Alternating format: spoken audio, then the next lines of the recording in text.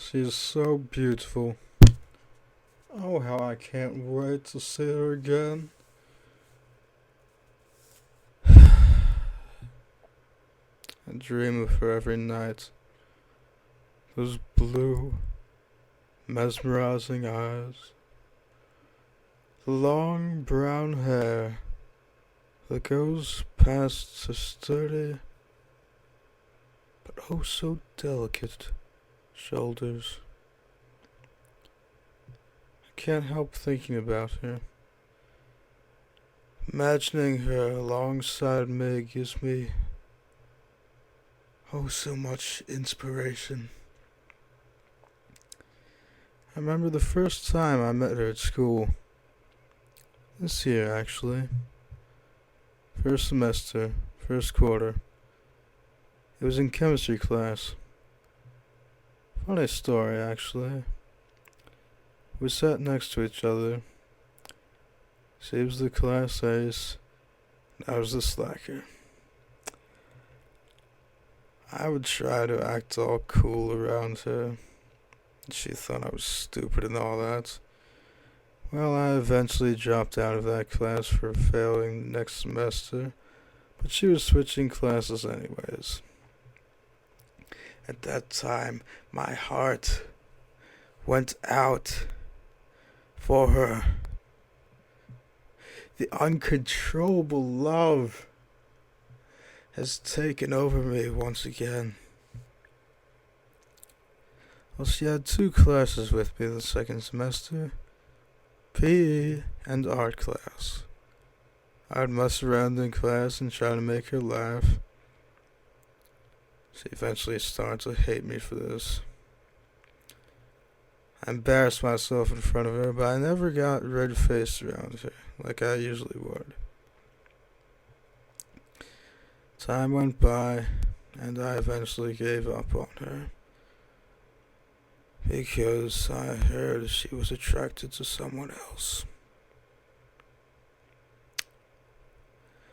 I still loved her though, but I tried to avoid seeing her.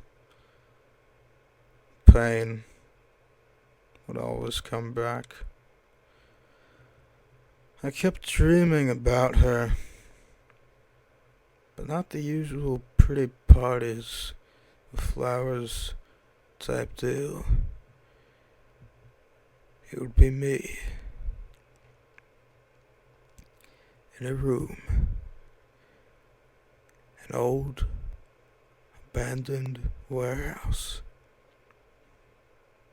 doing violent things to her new boyfriend while she was sleeping in the bed, but crying in her sleep.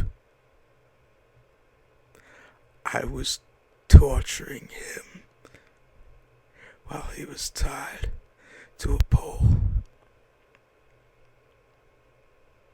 Slow, bloody torture.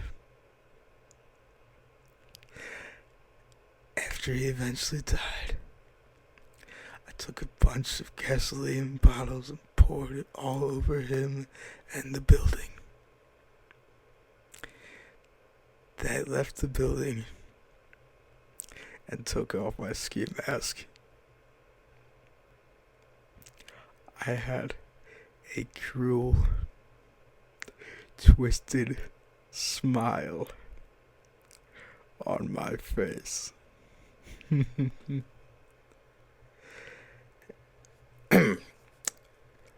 When I awoken, I was surprisingly calm about the dream. I couldn't honestly say it was a nightmare. I continued to go with my daily routine and went to school.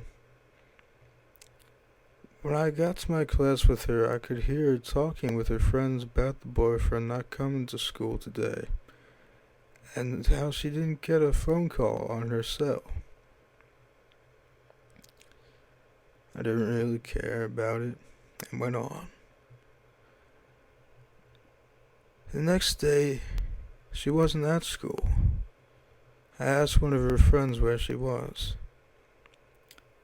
Friend told me she stayed home because her boyfriend was missing and had to get questioned by the police. I went home that day and turned on the news. They were talking about a fire that happened yesterday in an old abandoned warehouse far from the city. At that time, I remembered my dream. It was odd, but it had to be a coincidence.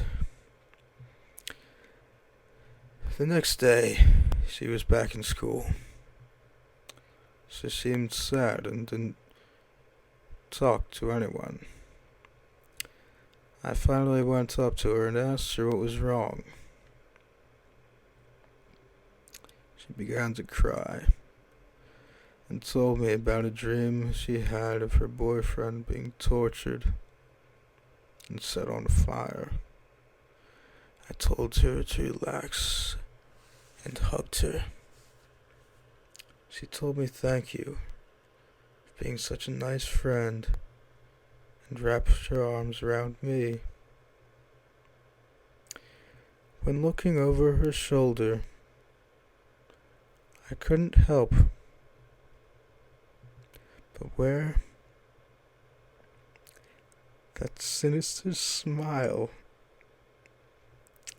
across my face again.